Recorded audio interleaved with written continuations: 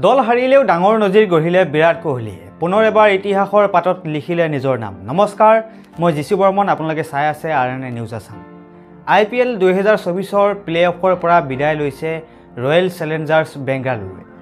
ৰাজস্থান ৰয়েলছৰ হাতত 4 উইকেটত পৰাস্ত হয় RCB। দল হাৰিলেও বুধবাৰৰ মেচত আৰু এক ডাঙৰ ৰেকৰ্ড গঢ়িলে কোহলীয়ে। IPLৰ ইতিহাসত পূৰ্বেও সৰ্বোচ্চ ৰানৰ গৰাকী আছিল বিৰাট কোহলী। এইবাৰ ৰাজস্থান ৰয়েলছৰ বিৰুদ্ধে IPLৰ ইতিহাসত প্ৰথম বেটছমেন হিচাপে 8000 IPL ৰানৰ মাইলষ্টন স্পৰ্শ কৰিলে কোহলীয়ে। ৰাজস্থানৰ বিৰুদ্ধে মেচত 24 বলত 33 ৰানৰ ইনিংছ খেলে বিৰাট কোহলী, কিন্তু বেটিঙৰ সময়ত 29 ৰানত উপনীত হওঁতেই 8000 ৰান সম্পূৰ্ণ হয় কোহলীৰ। RCB আৰু BCCIৰ ফালৰ পৰা কোহলীক শুভেচ্ছা জনোৱা হয়। এইবাৰ IPLত সুন্দৰ ফৰ্মত আছিল কোহলী।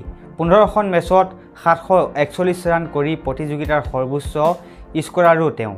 এইবাৰ অৰেঞ্জ কেপো আছে কোহলীৰ দখলত। IPLৰ ইতিহাসত 252খন মেচ খেলি 8004 ৰান সংগ্ৰহ কৰিছে বিৰাট কোহলীয়ে। আছে 55টা অৰ্ধশতক আৰু 8টা শতক। শতকৰ নিৰিখতো IPLৰ ইতিহাসত সৰ্বোচ্চ কোহলীৰ বাবে এটা ভাল কমেণ্ট।